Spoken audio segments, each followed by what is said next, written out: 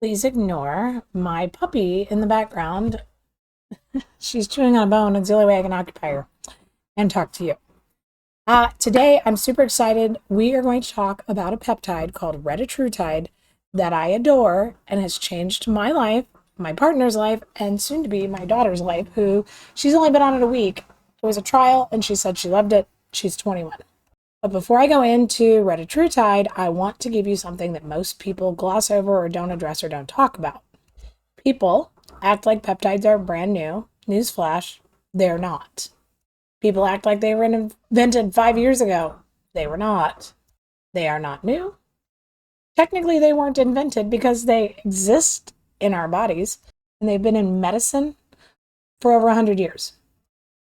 In 1921, two scientists named Frederick Banting and Charles Best isolated insulin from a dog pancreas. Insulin is a peptide. It is a chain of 51 amino acids. Peptides, amino acids. And within 1 year of finding it, doctors were using it to save the lives of diabetics. And that is how fast the world moved when we realized what it could do. By the 1950s, doctors found more peptides.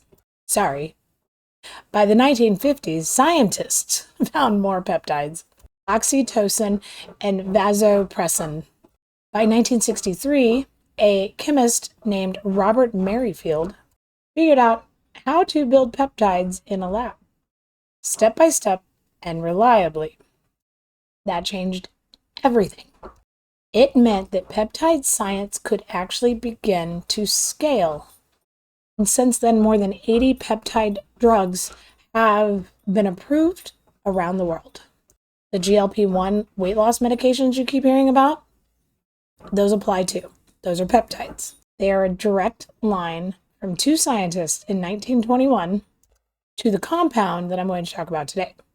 So when somebody tells you that peptides are a fringe science, you can tell them insulin's called a peptide. You can laugh, shake their hand, and walk away. Insulin called, and it disagrees.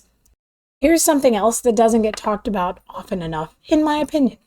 You know that big regulatory fight over peptides that's going on right now that's all over socials and the media? This is almost entirely a United States conversation. Tell me any of you are shocked. In Russia and Eastern Europe, several peptides that are restricted here in the US have been used by doctors for decades.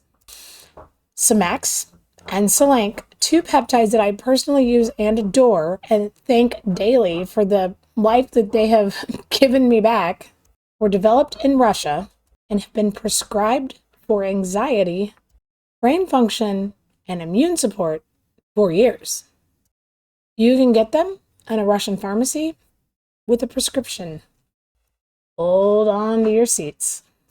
In the UAE, United Arab Emirates, South Korea, and the Netherlands, peptide therapy is available through licensed physicians.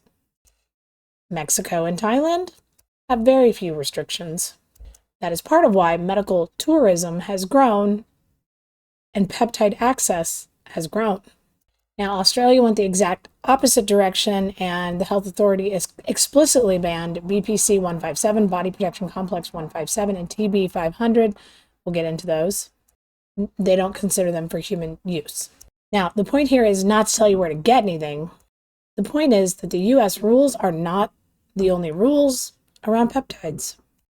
And the fight happening here reflects very specific interests. And if you're here, I probably don't have to point you in the direction of where you need to go to figure those out. You probably don't need to go anywhere. You probably just know them. Their interests worth understanding, right? Which brings your girl to Retatrutide. So you want to know, what is Retatrutide? Eli Lilly makes it. Its lab name is LY3437943, and it's called a triple agonist. That means it activates 3 receptors in your body at the same time. Let me define those before we go any further. Please also know I've been taking Reta since September. Okay, the first one, GLP-1. GLP-1 stands for glucagon-like peptide 1. It helps control your blood sugar. It slows down digestion. It reduces appetite. And this is the same mechanism behind Ozempic and Wegovy, which you can get from your doctors, and I'm sure you've heard about.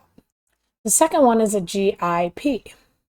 GIP stands for glucose insulin-tropic polypeptide, and it works like a GLP-1 to manage insulin.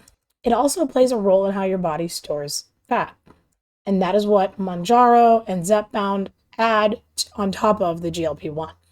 Now, the third one is glucagon. Remember, these are the three parts that make up retatrutide. Glucagon is the differentiator. This is what makes retatrutide a triple agonist instead of a dual agonist. Glucagon speeds up your metabolism. It helps you burn body fat, especially from the liver, and it affects how much energy you use even when you're resting. So I know that you want to know, like I wanted to know, what the studies revealed. In December of 2025, phase 3 trial results came out on retatrutide. Participants lost an average of 28.7% of their body weight, and in some cases, this was over 71 pounds. Over 71 pounds.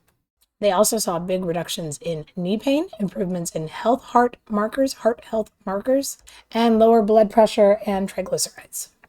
Then, in March of 2026, a diabetic trial showed up to a 2% improvement in blood sugar and nearly 17% weight loss in just 40 weeks. People were still actively losing weight at the end of the study. No weight loss plateau was ever seen. Plateau is one of the number one complaints of GLP-1. This glucagon piece that we find with retatrutide seems to be what keeps the engine running. So why are we talking about this in perimenopause? Why did I jump on the Reta bandwagon?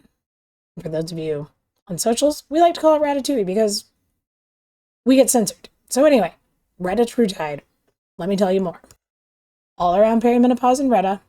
Perimenopause, hello, as we know, as we're learning, is not just a reproductive conversation. It is not just reproduction change. It is an absolute metabolic change in us.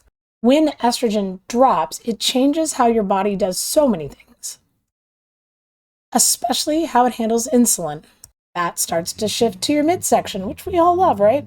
Inflammation goes up, cardiovascular risk goes up. We're not talking about willpower issues here. We're not talking about eat less, work out more. If somebody tells you that, turn around and walk away, block them, I don't know. This is a hormone and metabolism problem. And the 3 receptors that retatrutide targets are directly connected to every one of those changes. Get this, Eli Lilly is also studying retatrutide for sleep apnea, because sleep apnea also becomes more pronounced and more of an issue also in perimenopause. They're also studying it for knee and joint pain. Joint pain becomes one of the most ignored symptoms of perimenopause. Retatrutide is being studied for liver health. Liver issues are linked to metabolic change when estrogen drops. The medical system is studying retatrutide for conditions that perimenopause causes. Nobody's saying that out loud. I'm going to say it now. I hope you repeat it. Now I'm going to tell you about the part that made my jaw drop. I mean, there's a lot of them, but we're going here. Reta, not FDA approved, but don't get it twisted. Lots of things we consume on the daily, not FDA approved. As of right now, April 2026, Eli Lilly hasn't even submitted it for approval yet. The trials are still running, and best case is approval in 2027. And you probably wouldn't be able to buy it until 2028. And have you seen what they're saying they want to charge for it? And yet it's at the center of one of the biggest fights right now. Biggest fights in compounding pharmacy history. So here's the background there. When semaglutide and tirzepatide were hard to get, compounding pharmacies were allowed to make their own versions. And they created an affordable option for a lot of people. We're talking hundreds of dollars a month instead of over $1,000. Then in 2025, both drugs were taken off the shortage list and the legal window closed, and the FDA moved fast. In September 2025, there were about 100 cease and desist letters delivered to online sellers of compounded GLP-1. February 2026, plans were announced to restrict compounded GLP-1 ingredients. March 2026, 30 more warning letters. Also in March, Novo Nordisk cut a deal with a brand called Him and Hers. Sell our branded product. Stop advertising the affordable version. And Eli Lilly, they sent cease and desist letters to compounding pharmacies and to individual doctors' offices. And they publicly said they supported the FDA crackdown. Girl, yeah. Now, here's where it's going to get even more specific and crazy. There's actually a lawsuit where Eli Lilly and the FDA are on opposite sides, and Lilly is suing the FDA. And the fight? It's over whether Retatrutide should be called a peptide or a biologic. Why does that matter, you ask? Good question. Because biologics cannot be compounded under law. Federal law. So, if Eli Lilly wins, there's no gray area. Compound Retatrutide becomes completely off the table. And here's the reality now. Retatrutide has never been approved as a drug. There was never a shortage because there was never a drug. There was never a product to be short of. The shortage exemption that allowed compounded semaglutide and tirzepatide never applied to Retatrutide. Compound Retatrutide exists outside of law as it stands today, and the FDA has already sent warning letters specifically naming it. I am not telling you what to do with that information. I'm just showing you what the map actually looks like, because nobody gave me a map for any of this, and it blows my mind, and it's shocking, and oh my God. So I drew a map. What I will say is this. The fight has never been purely about your safety. I think we all know that. Reta is projected to make something like $15 billion by 2031. That kind of money doesn't appear without companies protecting their territory. And us women in perimenopause, who are the exact population who are dealing with the symptoms and the conditions that this peptide addresses, are literally caught in the middle of that fight. That, in my opinion, is worth being angry about, and also worth understanding. Let the anger fuel your knowledge. So why am I researching and cycling Reta? Because I spent 15 years being miserable, being unhappy, being ignored. Metabolically miserable. Well, doctors told me my labs looked fine, but I knew something was wrong, and I hated being dismissed.